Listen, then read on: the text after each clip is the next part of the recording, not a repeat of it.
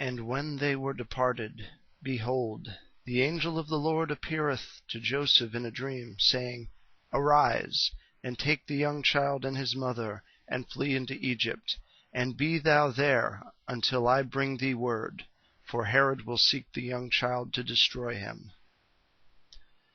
The rigor of God's conduct towards his own Son is the consolation of those whom he obliges to walk through rugged and grievous ways, without showing them their journey's end.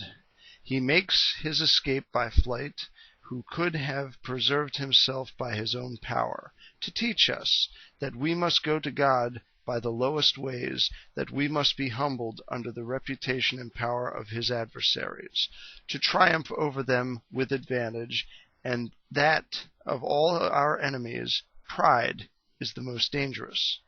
The world seeks Christ for no other end but to destroy him. Let my heart, O Jesus, be the Egypt of thy refuge from the persecution of the world. Live there, reign there, stifle and suppress whatever thou shalt find there of the spirit of Herod.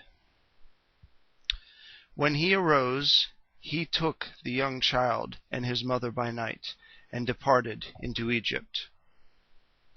A blind obedience is due to God, because he is God, and can neither deceive nor be deceived. Our trust in his wisdom and his love should make us take the cross without arguing or disputing. As soon as ever we know the will of God, nothing should keep us from doing it. It is for man to obey. It is for God to answer for the success of obedience. It is he who sometimes stops and hinders us when invincible difficulties seem to do it.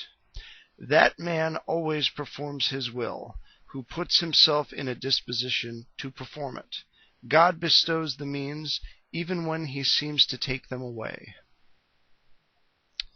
And when there unto the death of Herod, that it might be fulfilled which was spoken of the Lord by the prophet, saying, Out of Egypt have I called my son. What a humiliation was it for Christ to be, as it were, driven from amidst the people of God, and banished by his Father into a country of idolatry and abomination. How many lights extinguished, how many graces hidden! But nothing is lost when it is lost for God.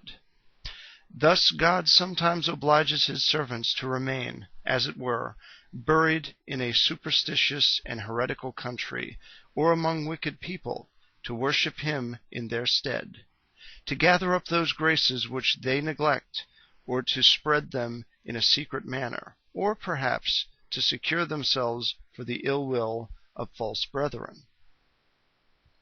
Then Herod, when he saw that he was mocked of the wise men, was exceedingly wroth, and set forth and slew all the children that were in Bethlehem, and in all the coasts thereof, from 2 years old and under, according to the time which he had diligently inquired of the wise men.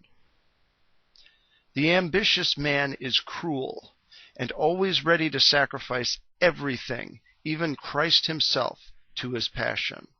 The world is most to be feared when it flatters, than when it persecutes. It bestows life at the very same time when it thinks it takes it away.